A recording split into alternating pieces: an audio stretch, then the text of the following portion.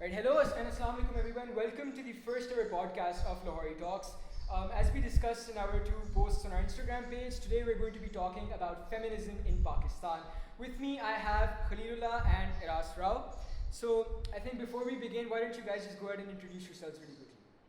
So basically, I'm currently enrolled in my second year FSC at FC College, and I'm working as a freelance content writer for companies in the US. There are a number of companies. I won't bore you with that, but I have a bit of experience talking about social norms, specifically in Pakistan. Right, Iras. Assalamu alaikum, I'm Eras. I'm currently enrolled in A2 at LJ65 Main, and I identify as a writer, a feminist, a mental health advocate, and that's about it. Alright. So again, we're going to be talking about feminism in Pakistan, as you guys are all aware. So I think before we start, it's very important to understand कि यार feminism होता क्या है, because I think there's a lot of misconceptions regarding the definition of feminism within the country. A lot of people don't understand what it's about. So I think one of you just quickly go ahead, define what feminism really is. Ras, maybe you can go ahead. Yeah. So, I think feminism is a pretty broad concept, encompassing a lot of social, political, historical backgrounds. But at its root, I think it just means equality of the genders in whatever way possible. Right. Do you think you can maybe expand upon what do you mean by equality, right? What do you mean by equality based on responsibilities, equality based on constitutional rights, equality based on both? Like, what do you mean by equality? I think it's very important for us to establish that before we move forward as well. I think the most basic fundamental right that can be extended to any human is the right to choice and the right to avail an opportunity that is presented to them. And so feminism is equality of opportunity in all aspects possible. So economical, legal, constitutional, political, in any and all aspects of life possible, even in the house, personal, public aspects possible, equality of opportunity and the right to make a choice. Right, absolutely. I think I agree with that. Khalil, you want to add something? Basically, I would like to expand upon one point that you raised over here, that what exactly is feminism, because there is a lot of debate about the definition of what feminism really is. And I believe that that is something that we need to take into account whenever we're talking about feminism, whenever we're discussing feminism, whenever we're taking forward a campaign within Pakistan specifically. Okay, feminism को हम क्या समझते हैं, आम आवाम क्या समझती है, what an educated person considers feminism to be, or what maybe an uneducated person in the rural areas of Pakistan considers. Because I believe whenever you're looking for a social change, so you have to socially deal with it. Right. Yeah. And make it as inclusive as possible. As inclusive as possible. I absolutely agree with that. So, we've established the premise that feminism is about equality, and equality, as you mentioned, it covers a broad, definition of what it can be. So I think a question that definitely comes into my mind regarding that, especially considering the misconception that's based on feminism, that it's somehow about women's supremacy or something along those lines, I think it's important for us to discuss whether or not the movement is still based around that equality that we talked about, or whether it isn't. So I don't know if you guys start off. What do you think about it? Do you think it's about equality? Why do you think it's about equality? Khalid, maybe you can go ahead first. Basically, I think that the motive of feminism is certainly about equality. I don't think I've ever heard a feminist or any woman for that matter say that she wants to maybe rule over men. She wants to, be a supreme leader for men. I've never heard that happen ever in my life. But I believe that the major reason why a lot of people feel that is that we're not really used to that. I mean, people telling us what to do. I mean, that's just not. So men aren't used to that. So men aren't as a vast majority. I mean, I think it's safe to say that a lot of people are. A lot of people. Generally, people don't like being told what to do. I think. Exactly. But overall, I feel like another thing is but who isn't, how. I'm sorry, but who isn't used to it? I think the general population Isn't used to being told what to do? isn't, like, they don't like it. They're probably used to being told what to do because of the way, the ruling systems work and the political system works. And so the way power dynamics are established. Yeah, the power dynamics. If those power dynamics are established, then people are in some ways conditioned, indoctrinated, and hence used. Used to doing it, but they don't like it. Is what I think Khalid was trying to say. I was just coming towards this point. The way she's gauged the whole debate over here. This was the point that I was coming to. That basically I feel that the reason why men feel attacked is because maybe it's coming off a bit too strong for their liking. I'm saying for their liking. Maybe it's not that strong, but for their liking, it's coming a bit too strong, I believe. And with what's happened over the last 2 years, I believe it has a lot of positives to offer, but it also impedes the whole process in a lot of ways. Because, as I said, you have to consider the whole community, and the vast majority of the community doesn't like what's happening right now in terms of this movement. Okay. Ras, what do you think about it? I think you're overestimating how deep and how broad the dislike runs, but also the idea that, oh, you're trying to bring about revolution, but it isn't, but it's too strong for the liking of the ruling class, and it's too strong for the liking for those in power, which I think is ridiculous, because which change and which revolution has ever come easily, and which change and which revolution and which social change has ever come in the favor of those in power, right? When you're trying to switch up power dynamics, you're trying to revolutionize how power dynamics work and whether or not they exist, then should you really be catering to the wants and the likes of those who are in power, have been known to abuse their power, or at the least benefit from that power? Khalil, you want to say something about it? I was just going to say about this, that we're not looking to switch the power dynamics. We're just Or looking to to equalize them. create equal ground, right? And so I said to abolish them, yeah. So I mean, for example, there's a CEO in a company, and you know they're having walk-in interviews, and you know if a woman comes in, they might be like, you know, kya aurat hai? So you know, and then a man comes up with like similar qualifications, and they're like, oh, ye impressive tha, acha bola. You know, he had that, you know, leadership abilities, let's say. But the point is, ye ke hiring that woman, I don't think would affect the CEO in any manner. Do you think having a female employee would do anything to that It CEO? would affect, I mean, especially if they have the same amount I of mean, I would like to qualifications. learn what you think about this, because do you think having a female employee within the company hurts the CEO in any manner? I believe it's more about the mentality than about power dynamics at this particular moment, specifically when you're trying to rise up the ranks. So you think that for a CEO, hiring a woman isn't necessarily something that he disagrees with because it's an antithesis to his power, but just because of mentality, right? Exactly. Now, what I have to say to that is that from my experience and from the experience of women around me and from the vast amounts of literature I've consumed about this, men generally don't like to see women in power. And we will have a lot of historical information to back this up. And even for any woman who has a platform, any woman who is raising her voice, will know about this and will for sure agree with me that men don't like to see women in power, right? And men don't like to see women rising up the ranks. I mean, and so it's so sort of rare to find men who support women, but also to find men who are okay with a woman just existing. I mean, okay, you mentioned, you know, historically, Yeah. that you know, men don't like seeing women in power. I think I agree with that, but I think that that's not always the case. Okay, like if like for example, if you could go ahead and give me an example to support your case, then I'd give some examples to support mine. How about we do Okay, that? yeah. So perfect. So how about we talk about the suffragette movement? Even though it was very wide and very exclusionary, it was a pioneering movement in feminist history, right? Suffragette movement where they tried to get the vote, right? And women who were trying to campaign to get the vote for women in the 1800s, so the 17th century, and the 19th century. And the way they were doing that was by going out in the streets and peaceful protesting, right? And how were people in the crowd, specifically men, reacting to that? How were they? Groping, grabbing them, yelling whore, slut, yelling slurs, yelling come down here and I'll show you what power looks like. Come down here and I'll show you what this looks like. Come down here and I'll show you what you're lacking, right? Calling them slurs, calling them a lot of slurs against the queer community, calling them slurs in general, right? Calling them bitches, sluts, whores, whatever, all of that. And so it's just such a small example, but it just goes to show how badly men are opposed to women in so power. two things. First, I'm going to talk about the suffrage movement that you discussed, and then I'm going to talk about my own examples. For the suffrage movement, I think what a lot of people don't understand is that it wasn't just women that were fighting for the right to vote. Men were a part of that suffrage movement as well. The reason for that is because with the right to vote came the US military draft, meaning that they had to give it was compulsory for them to sign up for the military in case of an emergency, right? A lot of women didn't want to sign the draft at that time. The draft, actually, they still don't have to sign the draft, whereas men do when they have to get the right to vote, right? So because of that, a lot of women opted to stay at home and not take part in the suffrage movement. The women that were part of it wanted women to have that choice, all right? But a lot of the men that were part of it also wanted women to vote because it was generally helping them to stay in power to gain more votes, right? Whether that is discriminatory or not, of course, I can agree with that because men were staying in power and that's fine.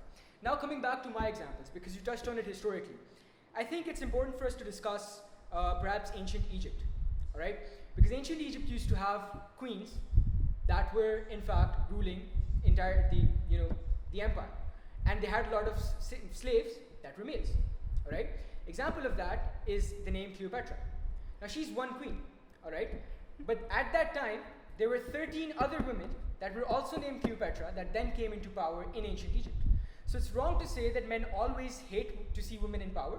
That is the case sometimes, but there are examples that kind of defy that point. Okay, but you're saying this is a case that's very similar to saying not all men. It's very similar to saying that, because in saying there's exceptions to this rule is the same as saying so the rule doesn't really matter in the millions and thousands of people who are then affected by that. I didn't say that the rule doesn't matter. You're saying there's exceptions that undermine the rule, that make it not as true as it would seem. I said that you mentioned that men don't like seeing women in power. You think there are exceptions to that? I said that there are exceptions to that. It's not always true, but that does happen. That's what I said. Okay, if it does happen, then you recognize that there's a problem. Yes. And that men do hate seeing women in power. Yes, sometimes, Right. yes. Sometimes, yes. Sometimes, Most of the yes. times, yes. And there's only a very few exceptions. And if you're going to give me the example of ancient Egypt, then I'd just like to say that that's such there's not a lot of historical evidence to back that up, for one, right? So for Cleopatra, yes, there is, but for a lot of, for example, Nefertiti and all of those lost in the historical pyramids, documents. their coffins, the things that are present within those pyramids, they're all evidence that you say that there were females that ruled the ancient Egypt. Okay, yeah, right? so for Cleopatra, yes, I said yes, there was.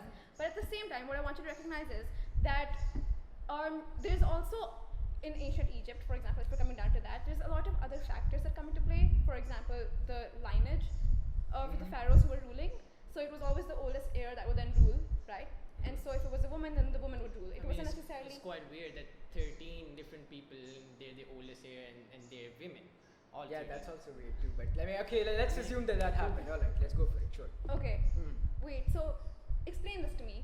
13 people named Cleopatra were ruling at the same time? Not at the same time, but there were 13 other women that were also named Cleopatra that ruled afterwards or before. So there were 13 Cleopatras in total? Yes. In total? Yes. Okay. So, and your point being that goes to prove that men don't hate seeing women in power. No, I'm just saying that there are examples that say that they don't sometimes. But there are times, again. But here's the thing mean, again, right? basically- Even if they even if they did rule a lot of men, we still can't say for sure the kind of struggles that they faced while doing that. We still can't say for sure the kind of backlash they received for being women and having such a big empire, especially the threats from around the world, from the Roman Empire around that time, Mark Antony and all of that, right? Right. So here's the thing, right? We still can't say for sure that these women had no problems ruling, and that men were always in support of them, and that just because they had that, just because they were ruling means that men were okay with it. Right. Because Okay, so I'm cutting you off. I think Khalil talked something about this. We definitely need to move forward and talk about more things as well. We're kind of getting caught up in power in ancient Egypt and all of that. Yeah, So Khalil, basically go for what it. I was saying is that the talk that we're having today, the debate that we're currently conducting is basically about feminism in Pakistan. That's what I was trying to. Yeah. So I mean, I guess we're deviating a bit too much towards history. But overall, I would believe that saying that those 13 Cleopatras didn't have any opposition, that doesn't prove anything. They didn't have any opposition. It's just as plain as saying that Imran Khan will only rule if Imran Khan doesn't have any opposition. Yeah. Okay. So I think that's fair. All right. So again, our topic is feminism in Pakistan. I think let's get to the core of that. Does Pakistan need feminism? Ras, go for it first. okay. Yes, as all places do. I think that feminism is a concept that encompasses everything, as I've said at the very beginning of this conversation, of this discussion. And that Pakistan needs feminism for a lot of reasons. The primarily being the fact that there are issues that have I'm interrupting myself, but I'm assuming that everybody here knows what the patriarchy is. Yes. The patriarchy meaning a society that is ruled and created for by men. Where the right? oldest heir gets to rule. No, that's just a segment. Oldest male in the family gets to rule. That's how what it generally is, but yeah. Yeah, more so the specific. patriarchy, Yes. right? So I think Pakistan is a patriarchy, And so there's a lot of issues that are specific to women that are neglected in Pakistani society, in Pakistani Like law. what? Like what? A lot of them. Workplace harassment, working in sweatshops, even because I do consider myself a mental health advocate, things like postpartum depression, right? Reproductive rights, the two-finger test that still somehow is in existence in Pakistani law, the fact that a woman's testimony in court is only half of a man's, right? All of the Hudud ordinances laws, and so extremely specific laws like these that either cater to men more than they cater to women and hence create problems for women, or laws that simply do not cater to men and hence don't exist to serve their purpose. I'd like to women. counter question on that basically. So you're basically saying that you are trying, like the way feminism is supposed to go forward is to take out the Islamic Republic out of Pakistan, because the Hudud ordinance and a lot of other laws that you stated right now are basically what, according to the people who created them, are according to Quran and Sunnah. So is that how we're going to go forward for feminism to work? Because if that's how it's going to work, it's not going to work. I don't think so. I think that Pakistan in its history has been through a lot of change, and the ordinances have been part of a pivotal part of Pakistan's history, right? But what they've also sort of existed to create is an extremist narrative, right? And so we'd see that if we look at Ziaul Haq's narratives and the way he tried to bring about change and the way he tried to establish Hudud ordinances, right?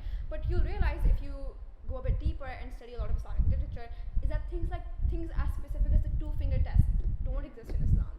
Right? And if you don't know what the two-finger test is, I can tell you it's a test wherein you insert two fingers into a woman's body to check if she's been raped. I know. Right?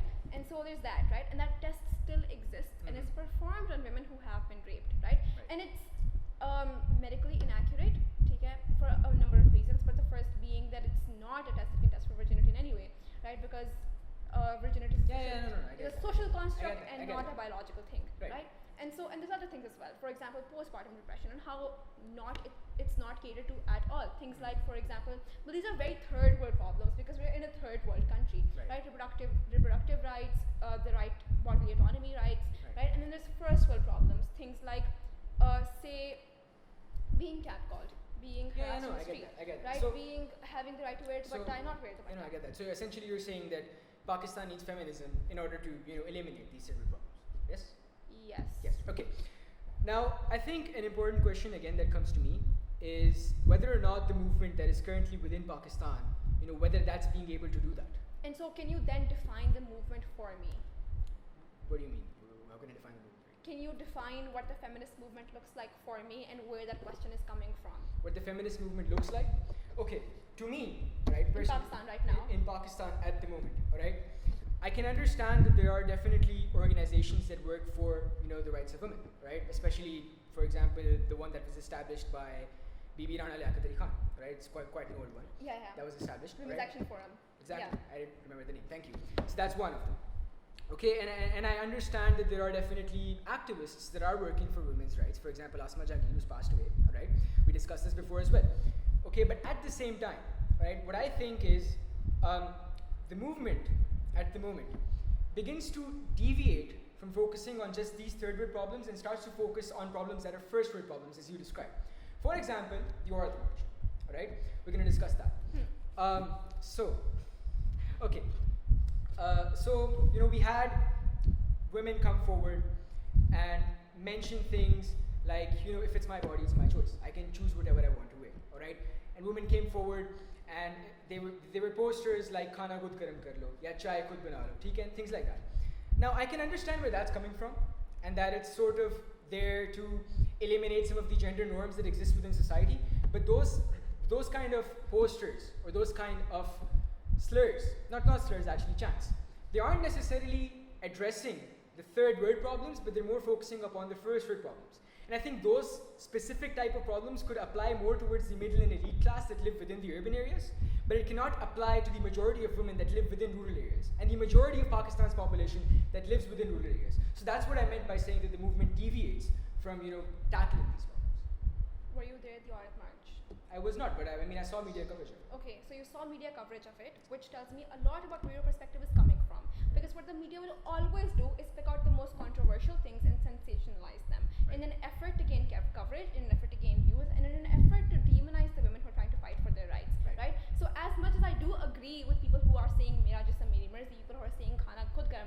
I think it's wrong to say that they were the only faces of the Aurat March, because when you're saying that, you're actually then ignoring yourself, creating a void chamber yourself for the women who were there, who had posters up like "Stop taxing our pads," right? Which is a very legitimate right, and which is a very legitimate issue to raise, because sanitary napkins aren't available to women, as you said, in rural areas, right? And because they're so expensive, because they're taxed as a luxury as opposed to being taxed as a necessity, right? Firstly, that. But secondly, for example, things like Hamare Samaji Hukuk, right? Pure karo.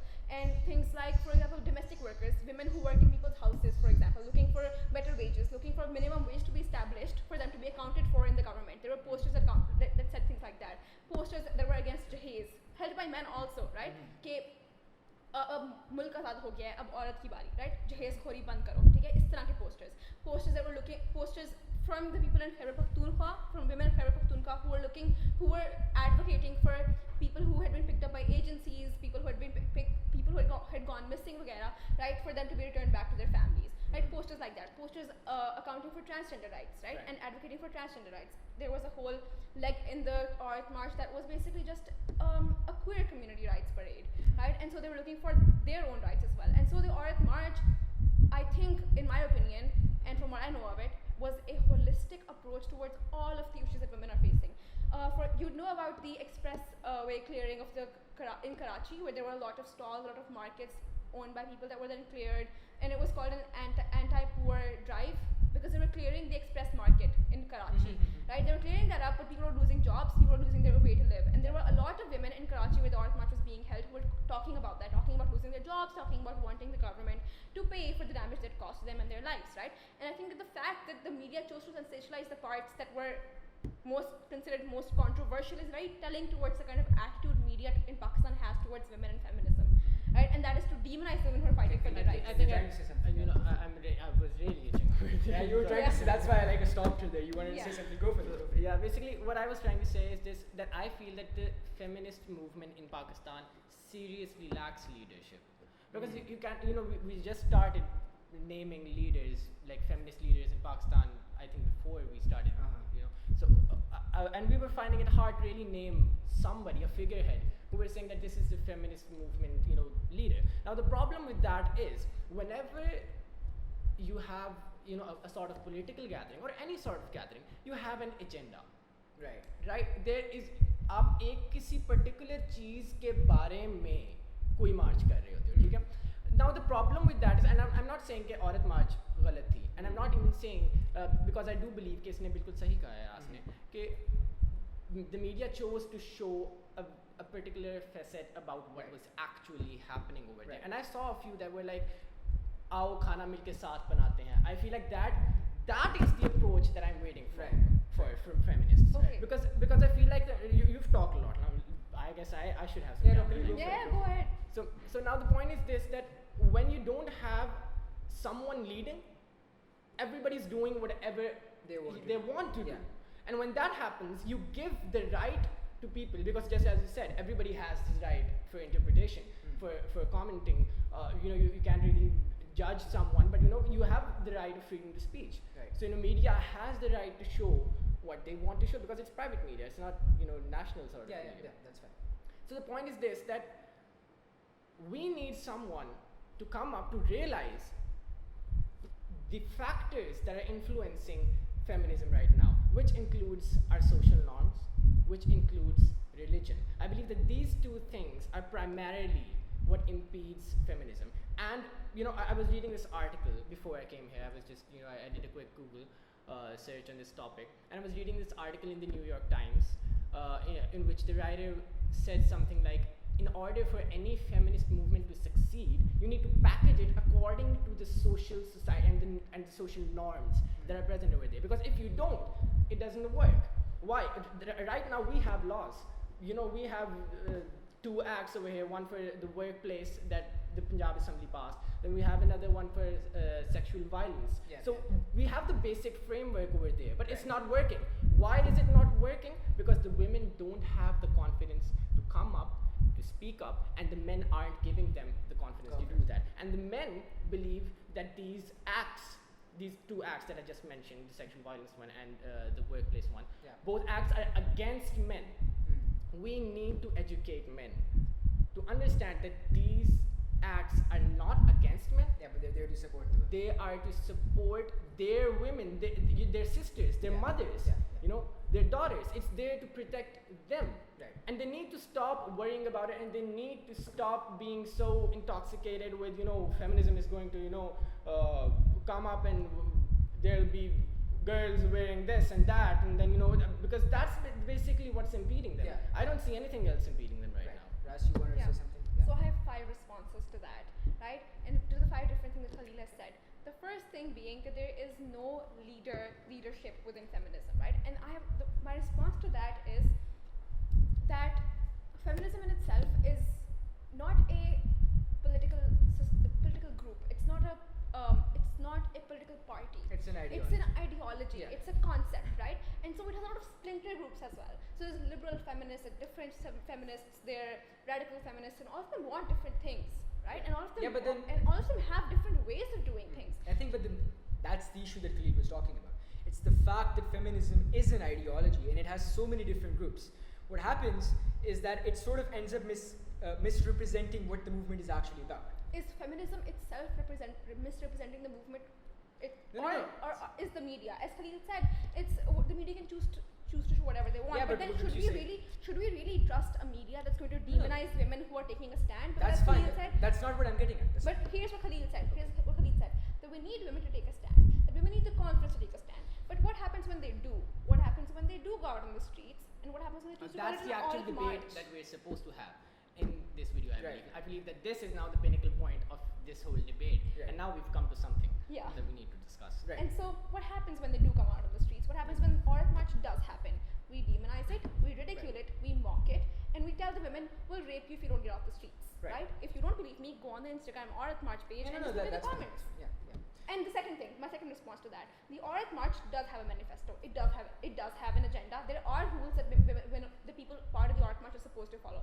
The manifesto included asking for economical rights. The manifesto included asking for legal rights, for legal equality, for workplace harassment, and all of those rights, right? So the Aurat March was catered towards towards demanding these rights, and it did have a manifesto. Right. And thirdly, the idea that these acts that have been passed, and so we need like sociological change, right? And that feminism needs to be packaged a certain way, right? And then again, my response to that is that it's an ideology and not a political agenda that can cater to the wants of people who are opposing it. We can't possibly ask for revolution from those who are dangling it out of reach, right? We can't possibly want to cater to those who are not catering to us and not looking out for us, right? And fourthly, the idea that men are opposed to it because they don't realize that these people are their women, are their wives, their daughters. I think there's a fundamental problem with how we perceive women in this country. Women aren't just wives and daughters and sisters and mothers. Women are people in their own right, and we have to see them as that first before we choose to call them or identify them as in relation to a man. Right, okay. All right, I think we're sort of deviating from what Khalil mentioned is the pinnacle of the conversation. We were talking about what happens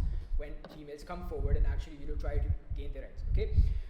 You clearly mentioned, that the media chooses to represent certain parts of it, which ends up demonizing the entire movement, and that's accurate enough, as you clearly proved that the Aurat March was about other things as well, and not just what I mentioned. I agree with you there.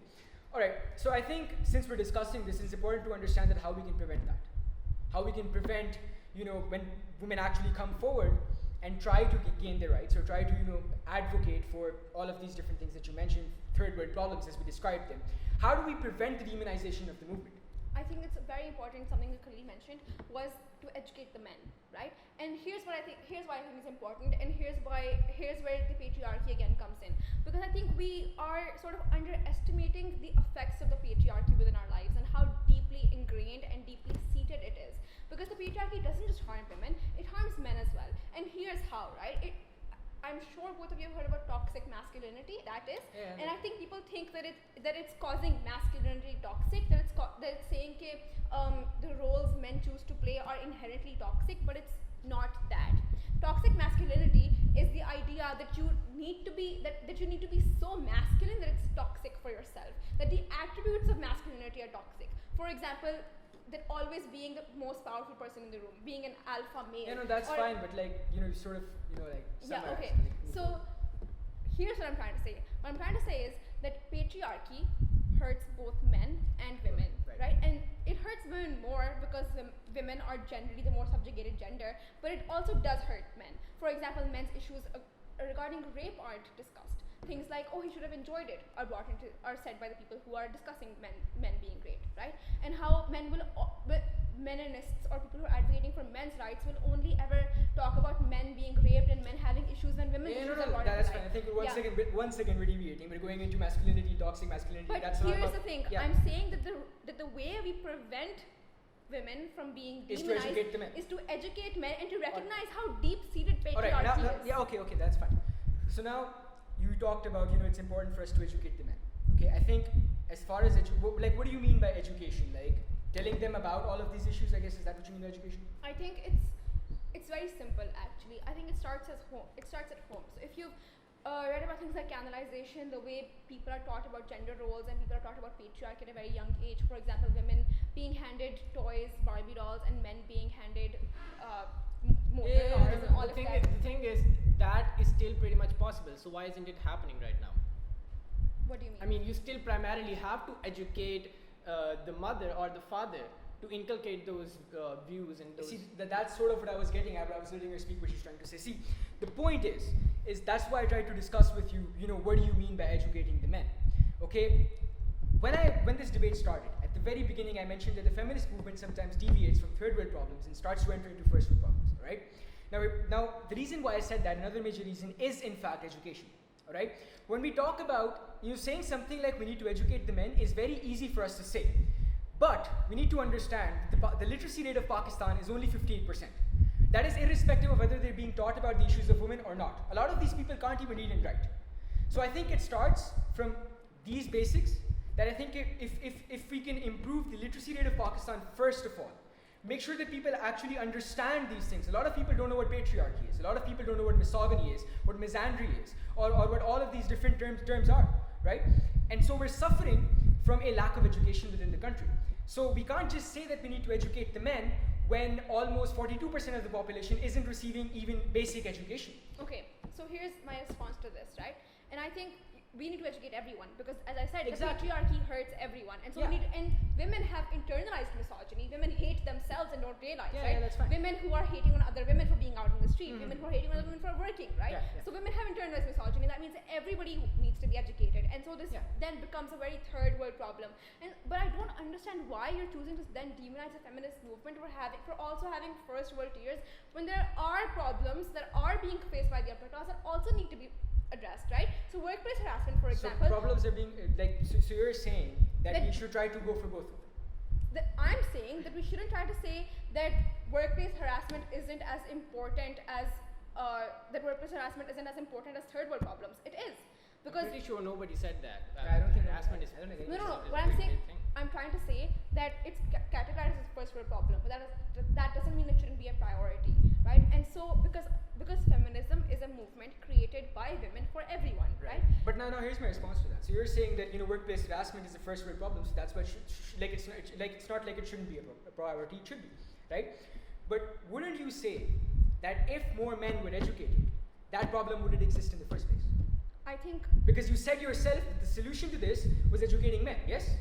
Was educating everyone. Okay, educating everyone. All right, sure. Let's go with that. Educating everyone. You said that the solution to this was educating everyone. So wouldn't you think that if we prioritize education, workplace harassment wouldn't exist in the first place? I think a lot of the men who are in the workplace, who are harassing these women, and the men who are creating this problem do have basic education, right? And so then the problem doesn't just allude to basic education, and so then you realize that the solution is just as complex as the problem, right? And the problem isn't simple. The problem is multi-tiered. It's multifaceted, and it exists at all levels of society, right? So basic education wouldn't just solve the problem for everyone, right? You don't just need basic education. You need men to Yeah, but you do need basic education to understand all of these things that you've already mentioned. But you don't need just basic education is what I'm trying to Yeah, but if you don't here. have basic education, you're never going to understand what the patriarchy is. That's what I'm trying to get but at. if you're trying to cater to a first world problem like workplace harassment, which depends on the workplace and what your workplace is, if it's a house or a domestic place and you're working as a cleaning person. Those men that already have basic education should certainly be educated in a way that they understand that this is not okay. Yeah. That's absolutely fine, and I agree with that. And how do you propose But that would happen? The point about education that I wonder, sorry, I'm cutting you guys off. That's awesome. But That's fine. but the point is this: the thing about education is that we can't label कि okay अच्छा अब बच्चा primary pass हो गया, that means कि अब वो बच्चा harass नहीं करेगा. Now that's just the stupidest thing one could say. Or let's say कि हर बच्चा अगर आज से metric करना शुरू हो गया, तो आज से harassment पाकिस्तान में खत्म हो जाएगी, because it doesn't. Yeah, no, that definitely needs to be embedded within The education. curriculum. My Yeah. point, yes, the curriculum. We need to work on our social values within the house, and then it all comes back revolving around to educating people, to educating the masses. But the point is this: don't you think? And I'd state this as a question to Aras. Don't you think that because the movement is so multifaceted, because it's catering to first world problems as well as third world problems, people who aren't educated enough in Pakistan are finding it hard to digest the movement, and hence there's a backlash. Alright, I think we're gonna keep this as the last question, so just quickly summarize it up and then we'll wrap it up, alright? Alright. So I think that a work of any revolutionary movement isn't to be digestible.